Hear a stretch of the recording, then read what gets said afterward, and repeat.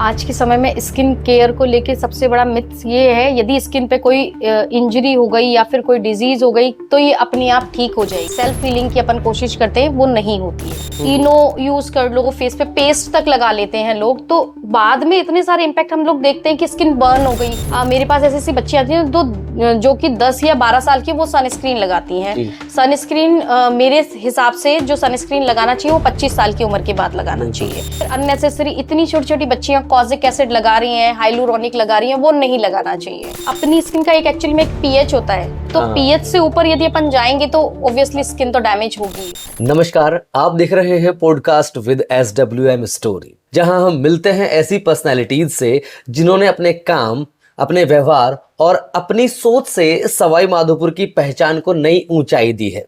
आज की हमारी स्टार गेस्ट हैं राजस्थान के एक बहुचर्चित शहर सवाई माधोपुर की बहुचर्चित डॉक्टर, जो पिछले 11 वर्षों से अपने स्वास्थ्य सेवा के भाव, विनम्र स्वभाव और सटीक इलाज से हजारों मरीजों को लाभान्वित कर चुकी हैं। चाहे समस्या बालों से जुड़ी हो या फिर चेहरे और त्वचा से जुड़ी कोई परेशानी हो, डॉक्टर साहिबा ने हर मरीज को सरल, सही और प्रभावी इलाज देकर स्वस्थ बनाया है। आज हमारे साथ हैं सवाई माधोपुर की female icon doctor Shivani Amit Jaimini. Madam, स्वागत है आपका। नमस्कार। कैसी हैं आप? मैं अच्छी हूँ। और खास बातचीत आपसे करने वाले हैं स्किन केयर के बारे में, उसके मिथ्स के बारे में, रूटीन के बारे में और आम लोगों के जो सबसे बड़ी गलतियां हैं उनके बारे में। तो सबसे पहले मैं आपसे जानना चाहता हूं कि आज के समय में स्किन केयर को लेकर सबसे बड़ी गलतफहमी क्या है? आज के समय में स्किन केयर को लेके सबसे बड़ा मिथ ये है, यदि स्किन पे कोई इंजरी हो गई या फिर कोई डिजीज हो गई तो ये अपने आप ठीक हो जाएगी। बिल्कुल। आज के टाइम में सबसे बड़ी जो प्रॉब्लम है कि सेल्फ हीलिंग की अपन कोशिश करते हैं, वो नहीं होती है। अच्छा। स्किन बिगड़ दी जाती है। अच्छा, सेल्फ हीलिंग आजकल जो सोचते हैं कि वो होता है, पर वो एक्चुअली नहीं होता है। ओके, तो मैं ये जानना चाहता हूँ, जैसे अभी सवाई माधोपुर है, काफी गर्म भी जगह रहती है, धूल भरी आंधियां भी चलती है, तो यहाँ पर डेली स्किन केयर रूटीन क्या रखना चाहिए लोगों को? डेली स्किन केयर रूटीन में सबसे मेन, यदि अपन क्लाइमेट की बात करते हैं तो मिला जुला क्लाइमेट है, धूल भी है, मिट्टी भी है, तो साथ में पसीना भी है। तो सबसे मेन, जैसे अपन मॉर्निंग में उठते हैं तो मॉर्निंग में उठ के सबसे पहले अपना जो फेस होता है उसको वॉश करना चाहिए। इस पे डिपेंड करता है कि नेक्स्ट जो स्टेप अपन लेते हैं कि अपनी स्किन का टाइप क्या है। बिल्कुल। कॉम्बिनेशन है, ऑयली है या फिर रफ है, उसके अकॉर्डिंग। यदि ऑयली है तो नॉर्मल कोई भी एलो जेल होता है। देन अपनी ये लगती है कि स्किन बहुत ज्यादा ड्राई है तो हाइलुरोनिक है, और बहुत ज्यादा मॉइस्चराइजिंग की नीड है तो अपन उसको भी यूज कर सकते हैं। डिपेंड करता है कि आपकी स्किन का टाइप कैसा है। हाँ, जैसे मेरी स्किन अभी ऑयली है तो मैं पूछूंगा इस बारे में आपसे बाद में, लास्ट में पूछूंगा। आजकल सोशल मीडिया पर होम रेमेडीज और कुछ इन्फ्लुएंसर टिप्स दिए जा रहे हैं, बहुत चल रहे हैं, आप देखते होंगे। तो क्या सच में ये सुरक्षित और प्रभावी होते हैं? मैं इसके लिए बिल्कुल बोलूंगी, यदि होम रेमेडीज एक अपनी एक साइंस है, यदि उस साइंस के बारे में हमें नॉलेज नहीं है तो अननेसेसरी अपनी स्किन को हार्म नहीं करना। जैसे कि एक स्क्रब आता है, इनो यूज कर लो, फेस पे पेस्ट तक लगा लेते हैं लोग, तो बाद में इतने सारे इम्पैक्ट हम लोग देखते हैं कि स्किन बर्न हो गई, और इतनी ज्यादा सीरियस जो स्किन होती है कि मतलब इतनी ज्यादा इंजर्ड हो जाती है, बाद में वो उसको रिपेयर होने में भी बहुत ज्यादा टाइम लगता है। तो मेरे हिसाब से यदि स्किन की यदि बात करते हैं, यदि होम रेमेडीज की कोई नॉलेज नहीं है कि डायरेक्ट नींबू लगा लिया, यदि अपन का स्किन का टाइप हमें पता नहीं है तो मेरे हिसाब से बिल्कुल नहीं करना चाहिए। क्योंकि मैं कई बार देखता हूँ कि मैंने भी कई बार गलती की है कि जैसे नींबू काट के डायरेक्ट नींबू को अपन चेहरे पे लगा लेते हैं, ताकि ना हमें लगता है कि यार स्किन बहुत ग्लो कर रही है, पर वो दिक्कत करती है। अपनी स्किन का एक एक्चुअली में एक पीएच होता है, तो पीएच से ऊपर यदि अपन जाएंगे तो ऑब्वियसली स्किन तो डैमेज होगी। तो स्किन बहुत सेंसिटिव पार्ट है, एक्सटर्नली दिखता है तो इसका मतलब ये नहीं कि अपन एक्सपेरिमेंट कुछ भी कर लें। तो स्किन बहुत बहुत ब्यूटीफुल चीज है। जैसे एक छोटा सा मेरा मन में सवाल ये है कि जैसे होता ना कि एडोलसेंस एज होती है, टीनेज तक आते आते तो चेहरे पर कुछ पिंपल्स वगैरह आने लग जाते हैं। एक जो अडल्ट्स की, जैसे ये टीनेज की अपन बात करते हैं तो टीनेज पे सबसे ज्यादा जो इन्फ्लुएंसर जो मार्केटिंग है, इंस्टाग्राम का बहुत बड़ा जो है ना कि रोल, या फिर एक बोल लो कि इम्पैक्ट, सबसे ज्यादा जो इफेक्ट दिख रहा है वो उनके ऊपर दिख रहा है। मेरे पास ऐसी ऐसी बच्ची आती है जो कि 10 या 12 साल की, वो सनस्क्रीन लगाती हैं। सनस्क्रीन मेरे हिसाब से जो सनस्क्रीन लगाना चाहिए वो 25 साल की उम्र के बाद लगाना चाहिए, तो वो पहले से ही लगाने लग जाती हैं। देन एक स्किन का है, जिस एटमॉस्फेयर में हम क्लाइमेट में रह रहे हैं उसके हिसाब से अपनी स्किन को भी समझना चाहिए कि हमारा क्लाइमेट कैसा है। कैसा है? सनस्क्रीन लगा के अपन ऑलरेडी इसको कोटेड कर लेंगे, या फिर अननेसेसरी इतनी छोटी छोटी बच्चियां कॉजिक एसिड लगा रही हैं, हाइलुरोनिक लगा रही हैं, वो नहीं लगाना चाहिए। बहुत तो मतलब ये इस तरह चीज से थोड़ी सी गलत है, वो अपनी स्किन के साथ थोड़ी सी चीटिंग कर रही है। और जो एक पर्टिकुलर जो मॉलिक्यूल Molecule है, होते हैं। मॉलिक्यूल एक एज के हिसाब से बना होता है, वो बिना एज के, बिना उसके, और इवन विदाउट नॉलेज, बिल्कुल। बिना किसी डॉक्टर के कंसल्टेशन के वो उसको लगा रही है, वो Use कर- बहुत गलत है। मतलब ये है कि पहले आप डॉक्टर से कंसल्ट करो, consult उसके करो। बाद जैसे आपकी स्किन टाइप है या स्किन जैसी भी है उस हिसाब से वो डॉक्टर आपको बताएंगे कि आपको ये चीज यूज करनी चाहिए, उसके बाद आप उसको मतलब अप्लाई कर अननेसेसरी सकते हैं। एक्सपेरिमेंट नहीं करने। बिल्कुल, आजकल एक्सपेरिमेंट ही चल रहा है। एक्चुअली में गोरा होने की इतनी रेस लगी हुई है कि हाँ। सबको गोरा होना है, सबको यंग दिखना है, तो यूजुअली जो गोरे है ना, तो उनको और भी ज्यादा गोरा होना है। सही है। तो वो मतलब डैमेज कहीं ना तो कहीं skin damage उससे ग्लूटाथियोन होती है, ग्लूटाथियोन का इतना एक्सेसिव ओरल है, छोटी छोटी बच्चियां ग्लूटाथियोन लेती हैं, तो बिना किसी डॉक्टर की एडवाइस Advice के के। आप ओटीसी, मतलब ठीक है कि मुझे बस ग्लूटाथियोन दे दो, बस कितनी क्वांटिटी में लेना है, कितना क्या लेना है, बस वो ले रहे हैं, उनको वो ले पता रहे ही हैं। नहीं है। मतलब सीधी सीधी बात ये है कि हम बिना कंसल्ट किए इतनी चीजें यूज कर रहे हैं और हम अपनी स्किन को ही डैमेज करते जा रहे हैं। इंटरनली भी बॉडी को अपन तो डैमेज मेरा कर ही रहे मेरा हैं। सवाल ये था कि इसे पिंपल्स हो जाते हैं, तो पिंपल्स होने पर जो कई बार नेल्स से उसको कुरेद दिया जाता है, तो क्या वो सही है? क्योंकि उससे क्या होता है कि कई बार निशान से पड़ जाते हैं और फिर उसके बाद फिर हम कुछ ना कुछ दवा यूज करते हैं, कितना सही होता है ये? एक्चुअली में एक एक्ने की यदि अपन एक साइंस को देखते तो एक्ने जो होता है वो अपने स्किन के अंदर जो पोर्स होते हैं, हाँ। पोर्स में किसी प्रकार का पोल्यूशन की वजह से या फिर कोई बैक्टीरियल इन्फेक्शन की वजह से वो जो अपना होता है बम्प बन जाता है। जी। तो उस पे अननेसेसरी अपन उसको पंच करेंगे तो उसके अंदर इन्फेक्शन होने के चांसेस रहेंगे। जी। आसपास की स्किन में वो इन्फेक्शन फैलेगा और स्किन इन्फ्लेम्ड हो जाएगी। इन्फ्लेम्ड हो जाएगी तो वो कहीं ना कहीं आपको और भी इंजर्ड करेगी। तो अपन उसको ना छेड़ के किसी डॉक्टर को, यदि सिंपल है तो ऑटोमेटिक वो अपने आप ही हील अप हो जाएगी, क्योंकि ये हार्मोनल भी होते हैं। जी, ठीक जी। है, हार्मोन थोड़े चेंज हुए, हार्मोन बैलेंस हुए, देन वो अपने आप बैलेंस्ड हो गए। जी। यदि नहीं होते हैं तो मेरे हिसाब से किसी डॉक्टर को कंसल्ट कर लेना चाहिए। बिल्कुल, काफी सही बात है। लेकिन अब मैं आपके साथ एक गेम खेलना चाहता हूँ, रैपिड फायर गेम। कुछ क्वेश्चंस मैं बनाकर लाया हूँ आपके लिए। जैसे कि पहला क्वेश्चन है मेरा, आपको बताना है, 2 ऑप्शन है। हाँ हाँ, दिन की शुरुआत कैसे करें, फेस वॉश से या सिर्फ पानी से? Face wash. ओके। सनस्क्रीन जरूरी है या ऑप्शनल है? 25 के बाद, एज के बाद, अच्छा जी। 25 की एज के बाद जरूरी है। अच्छा जी। और होम रेमेडीज यस और नो? नो। ओके।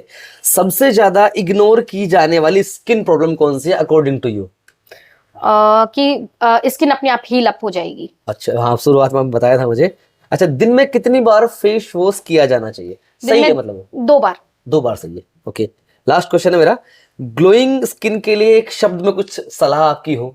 पानी की मात्रा अच्छे से पिए, मतलब पानी अच्छे से पीना हाइड्रेशन चाहिए। सबसे मेन। चलिए, बहुत बढ़िया बात है। मेरे कुछ क्वेश्चंस थे। एक क्वेश्चन मेरे पास ये है कि डॉक्टर शिवानी, आमतौर पर लोगों के मन में एक धारणा होती है कि स्किन प्रॉब्लम्स में होम्योपैथी का इलाज स्लो होता है। आप होम्योपैथी भी करती हैं। आप अपने अनुभव के आधार पर ये बताइए कि होम्योपैथी स्किन प्रॉब्लम्स को जड़ से कैसे ठीक करती है और इसमें सही इलाज का तरीका क्या होता है और किन मामलों में मरीजों को धैर्य रखना जरूरी होता है? देखिए, होम्योपैथी बहुत पहले बहुत स्लो हुआ करती थी, क्योंकि उसको जो था मेडिसिनली हम लोग यदि अपन टारगेट करते थे तो वो ट्रेडिशनल मेथड पे करते थे। जी। आज होम्योपैथी के पास खुद का ही अपना एक स्किन केयर की बहुत अच्छी रेंज है, जी। जिसमें बालों के लिए अर्निका, जेवरंडी, शायद हर कोई इसका नाम जानता है जी। और शायद अपने जीवन में किसी न किसी ने इसको एक बार यूज भी किया होगा। देन स्किन की बात आते हैं तो इतने सारे उसमें भी सीरम रेंजेस हैं, बहुत अच्छे अच्छे शैम्पू आते हैं, बहुत अच्छी अच्छी क्रीम आती हैं जो बहुत इंस्टेंट आपको रिजल्ट भी देती हैं। बिल्कुल, इवन कैलेंडुला है, बर्बेरिस एक्यूफोलियम, शायद सबने अपनी लाइफ में एक बार यूज किया है। तो मेरे हिसाब से तो मैं इसको स्लो नहीं कहूंगी, और डे बाय डे इसमें मॉडिफिकेशन चल रहा है। होम्योपैथी भी अब एडवांस हो रही है। और रही इंटरनल इनटेक की, तो हम लोग सिम्टोमेटिक देख के एक्सटर्नल प्लस इंटरनल उसको हील अप कर देते हैं जल्दी से। मैंने सुना है एक फ्रेज है कि slow anaesthesia wins the race. तो हालांकि ये भी ठीक है, अगर स्लोली काम कर रहा है तो भी उसका एक तरह से जड़ से खत्म कर रहा है वो। तो होम्योपैथी एक्चुअली में जानी ही अपनी जड़ से खत्म करने वाली टेंडेंसी की वजह से ही जानी जाती है, कि वो करती है तो परमानेंट क्योर करती है, बिल्कुल अंदर से निकाल के पूरा जड़ से खत्म करना। टाइम लगता पर उसमें। एक छोटा सा सवाल मेरा ये था, जैसे कि जैसे स्किन की बात है तो बालों की बात ना हो तो थोड़ा अजीब लगता है कि आजकल बाल झड़ने की समस्या, डेंड्रफ और मतलब समय से पहले ही वाइट बाल आने लग जाते हैं। तो इन समस्याओं का असली कारण क्या है और डॉक्टर को कब कंसल्ट हम करें कि सर हमारे साथ ये प्रॉब्लम होने लगी है? देखिए, अपनी जो क्लिनिकल जो लाइन है उसमें जो मेन जो आते हैं बच्चे हमारे पास जो आते हैं वो प्रीमेच्योर जो ग्रे हेयर होते हैं ना, जिनको सफेद जल्दी बाल आना बोलते हैं।